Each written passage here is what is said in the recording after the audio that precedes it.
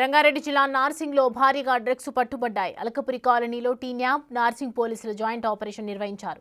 30 లక్షల విలువైన ఎస్టీసీపీ pills, cocaine స్వాధీనం చేసుకున్నారు. ఒక నైజీరియన్, 2 లోకల్ పెడర్లను అరెస్ట్ చేశారు. మణికొండలో ఓ ప్లాట్ అడ్డాగా డ్రగ్స్ దందా సాగిస్తున్నట్లు గుర్తించారు. విజ్డమ్ ఒనేకా, గోపిశెట్టి రాజేష్, బొమ్మ దేవర వీరరాజును అదుపులోకి తీసుకున్నారు.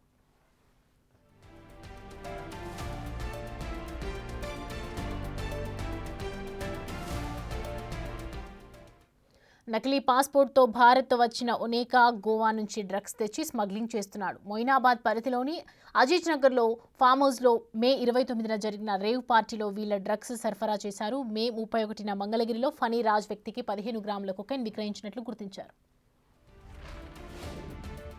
తెలంగాణ యాంటీ నార్కోటిక్ బ్యూరో వాళ్ళు ప్లస్ నార్సింగి పోలీసులు కలిసి అల్కాపురి టౌన్షిప్లో ఒక అపార్ట్మెంట్లో అన్ ఇన్ఫర్మేషన్ రైడ్ కండక్ట్ చేయడం జరిగింది.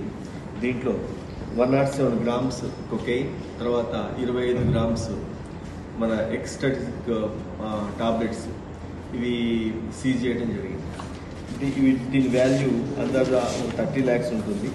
ఆ ముగ్గురులో ఒక అతను నైజీరియన్ ఉన్నాడు, 2 లోకల్స్ ఉన్నారు. ఈ యాక్చువల్గా మన లోకల్లో ఉన్న వ్యక్తి మణికొండ అతను రాజేష్ అని, తర్వాత రాజమండ్రికి చెందిన వీర్రాజు, వీళ్ళిద్దరు కూడా ఈ నైజీరియన్ ఎవరైతే ఒనేకా అనే వ్యక్తికి ముందు నుంచి పరిచయం కస్టమర్స్గా, దాని తర్వాత ఇది బిజినెస్ మోడల్లో తీసుకొని వచ్చి పెద్దవాళ్ళకి పరిచయం అయిన తర్వాత కొంతమంది సప్లై చేయొచ్చు అని చెప్పి అతనితో రిలేషన్ పెట్టుకోవడం జరిగింది.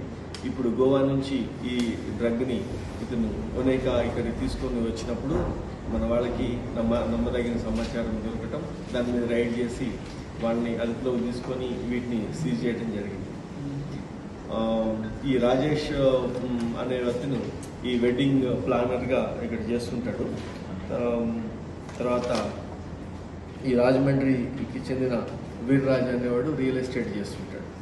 ఈ ఓయంకా ఎవరైతే నైజీరియన్ ఉన్నాడో అతను అసలు ఫస్ట్ మన ఇండియాలోకి ఎంటర్ అవటమే ఒక ఫేక్ పాస్పోర్ట్ మీద, సుడానీస్ పాస్పోర్ట్ మీద 2022లో ఇండియాకి ఎంటర్ అవుతాడు స్టూడెంట్ వీసా మీద. దాని మీద అతన్ని అప్పట్లో దాని